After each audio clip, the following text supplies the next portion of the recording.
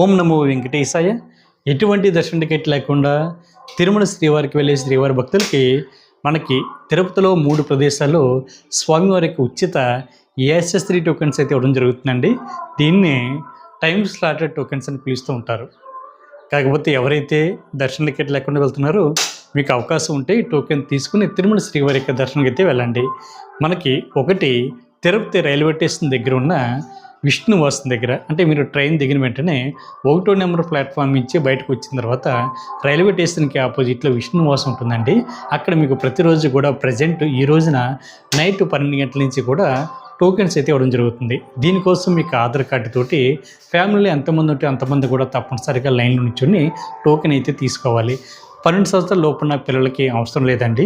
12 సంవత్సరాల పైబడిన వారు ఎవరైతే ఉంటారో మీ అందరూ కూడా లైన్లో నుంచి టోకెన్ తీసుకోండి. మీ దగ్గర ఒరిజినల్ ఆధార్ కార్డు ఉన్నా పర్వాలేదు, లేదా జిరాక్స్ కాపీ ఉన్నా కూడా మీకు టోకెన్స్ అయితే ఇవ్వడం జరుగుతుంది.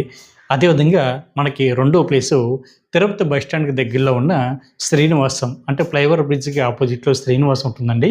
అక్కడ కూడా మీకు టోకెన్స్ అయితే ఇవ్వడం జరుగుతుంది. అదేవిధంగా మూడో ప్లేసు తిరుపతి అలిపిరికి దగ్గరలో ఉన్న భూదేవి కాంప్లెక్స్లో కూడా మీకు టోకెన్స్ అయితే ఇవ్వడం జరుగుతుందండి. కాకపోతే ఇక్కడ ఒక విషయం చాలా జాగ్రత్తగా గుర్తుపెట్టుకోండి. ఇక్కడ 2 రకాల టోకెన్స్ అయితే ఇవ్వడం జరుగుతుంది. ఒకటి DD tokens, 2 SSD tokens. DD tokens అంటే దివ్య దర్శన టోకెన్స్ అండి.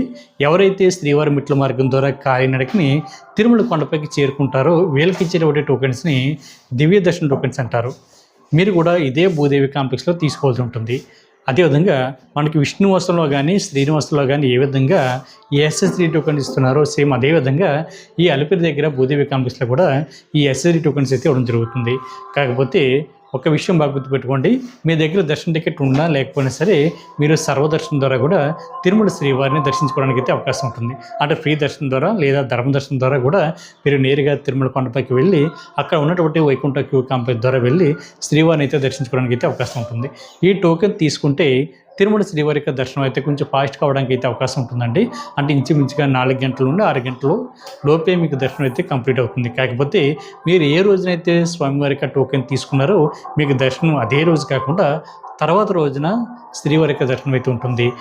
ఇంకో విషయం గుర్తుపెట్టుకోండి, ఎవరైతే దివ్య దర్శన టోకెన్ తీసుకుంటారో మీరు ఖచ్చితంగా శ్రీవారి మెట్టు మార్గం ద్వారా నడిచి వెళ్తున్నప్పుడు మార్గం మధ్యలో 1200 మెట్టు దగ్గర ఈ టోకెన్ అన్నది స్కాన్ చేయించుకోవాలి. అప్పుడు మాత్రమే మీరు ఈ దివ్య దర్శన టోకెన్ ద్వారా తిరుమల శ్రీవారిని దర్శించుకోవడానికి అయితే అవకాశం ఉంటుంది.